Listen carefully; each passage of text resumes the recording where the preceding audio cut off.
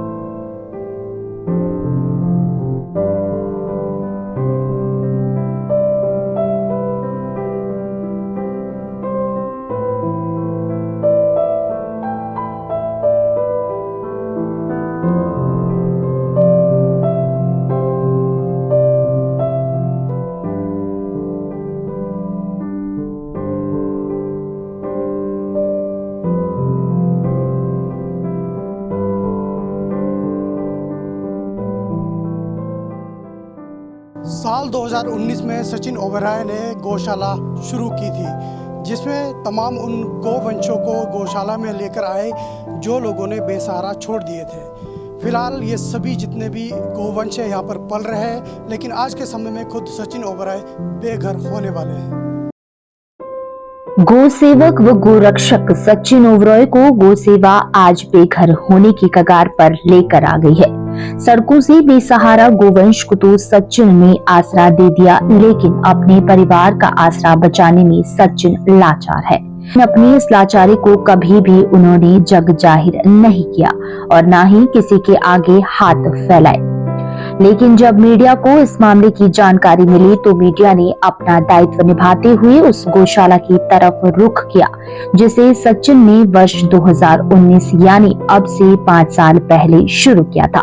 सचिन सड़कों पर से बेसहारा गोवंश को अपनी गौशाला में आसरा देते रहे और उनके भरण पोषण के लिए अपना पुश्तैनी घर तक बैंक के पास गिरवी रख दिया। करीब 30 लाख के कर्ज के बोझ तले सचिन व उसका पूरा परिवार आ गया। गौशाला में गोवंश तो बढ़ता ही रहा, लेकिन इसके साथ साथ बैंक का कर्ज भी बढ़ता गया। आज के समय में कर्ज 35 लाख की दहलीज पार कर चुका है और बैंक ने अब तो सचिन के परिवार के घर को नीलाम करने की तारीख भी तय कर ली है, क्योंकि वो बैंक को पैसा समय से वापस नहीं लौटा पा रहे हैं और बैंक की किस्तें भी नहीं भर पा रहे हैं। लेकिन सचिन और उसके परिवार ने किसी के आगे हाथ नहीं फैलाए। कुछ समय पहले तक गोवंश की सेवा के लिए अपने साथी सहयोगी भी रखे थे, लेकिन उन्हें भी मेहनताना नहीं दे पाए, इसलिए वो परिवार भी चलता बना। अब गोवंश की सेवा की पूरी जिम्मेवारी सचिन, उनकी पत्नी शालू और सचिन के पिता हरभजन ओबेरॉय पर आ गई है, जो अपना घर बार छोड़कर गौशाला में दिन रात सेवा कर रहे हैं, जबकि सचिन की माता मीना ओबेरॉय अपने छोटे छोटे पोता पोती की देखरेख के लिए उस घर में है, जिसे बैंक नीलाम करने जा रहा है। पूरे परिवार ने ठान लिया है कि वह आखिरी दम तक गोवंश की सेवा करते रहेंगे, चाहे भगवान उनकी जितनी मर्जी परीक्षा ले ले। बैंक का कर्ज ही नहीं बल्कि गोवंश के लिए अब जो चारा आ रहा है वो भी उधारी में चल रहा है। बैंक के अलावा लाखों का और कर्ज भी सचिन पर चढ़ गया है। हालांकि बावजूद इसके गौ सेवा में उन्होंने कमी नहीं आने दी है। अभी भी जिस बेसहारा गोवंश को देखते हैं उसे अपनी गौशाला में पहुंचा देते हैं। इसके अलावा उनका उपचार और देखरेख निरंतर सचिन करते आ रहे हैं। सचिन के अंदर बचपन से ही गौ सेवा व उनकी रक्षा का जज्बा रहा है। पांवटा साहिब में कई आंदोलन भी किए और उनके ऊपर मामले भी दर्ज हुए। पत्रकारिता छोड़कर 2019 से सचिन पूर्ण रूप से गौ सेवा के लिए समर्पित हो गए हैं, लेकिन उन्हें शायद पता नहीं था कि यह राह उनके लिए इतनी भी आसान नहीं रहने वाली है। 2019 में हमने गौशाला की स्थापना की थी मोटा साहिब में, और उस वक्त कुछ सामाजिक अच्छे लोग हमारे साथ भी थे और जिनके साथ मिलकर के हमने ये सब शुरू किया था। उसके बाद असल में शुरुआत का कारण ये था कि सड़कों में जो गौवंश है वो बहुत ज़्यादा दयनीय स्थिति में था। सरकारें दावा तो कर रही थी लेकिन उतना ज़्यादा प्रभावशाली नहीं हो रहा था। हमने सोचा कि क्यों ना हम भी एक शुरुआत करें गौ सेवा के लिए, तो हमने इसकी स्थापना की और लग गए। इसके लिए हमने दरअसल अपने घर पर ही जो हमारा निजी आवास था उस पर हाउस लोन वगैरह बनाए, पर्सनल लोन बनाए, और अपना जो कुछ भी था हमने यहाँ पर सब कुछ लगाते गए। अभी 5 वर्ष हो गए हैं। आर्थिक स्थिति बहुत ज़्यादा हमारी ख़राब हो चुकी है। जैसा कि बैंक वालों ने 27 मार्च घर की नीलामी की भी तारीख निकाल दी है और अखबारों में भी दे दिया है। वर्कर भी थे यहाँ पर, लेकिन जब उनको हम प्रॉपर काम नहीं सैलरी नहीं दे पा रहे थे तो फिर वो भी छोड़ करके चले गए। चारा भी पहले काफ़ी समय तक ठीक आता रहा, लेकिन अब पिछले 2 वर्ष से उधार में आ रहा था, अभी उन लोगों ने भी बंद कर दिया है। अब सबसे बड़ी विडंबना ये आन पड़ी है कि एक तो व्यक्ति कोई नहीं है, हम स्वयं काम कर रहे हैं। दूसरा, घर के लोन को जो चुकाने के लिए हमारे पास अब कुछ नहीं बचा है। तीसरा, जो उससे भी बड़ी एक विडंबना है कि अभी जो गोवंश हम सड़कों से यहाँ पर लाए हैं, कोई बीमार था, कोई कैसा था, एक्सीडेंटल थे, बूढ़े हो चुके थे, अब उनको हम क्या खिलाएं?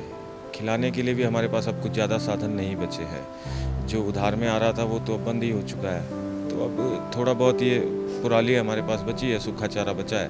अभी देखते हैं कितने दिन इसमें निकलते हैं।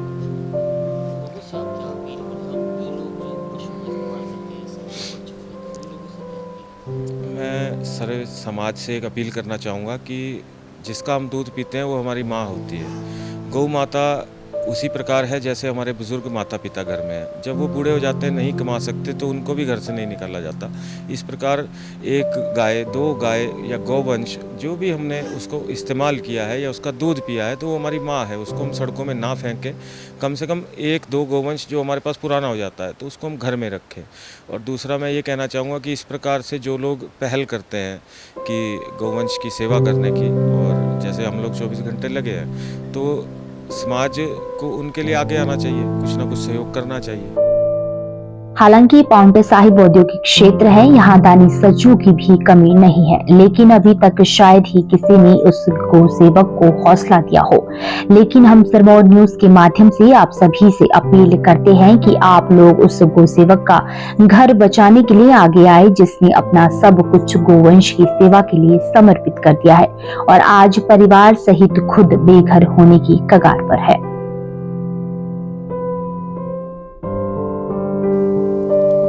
गोवंश को पालते पालते अब सचिन ओबरॉय खुद बेघर होने वाले हैं।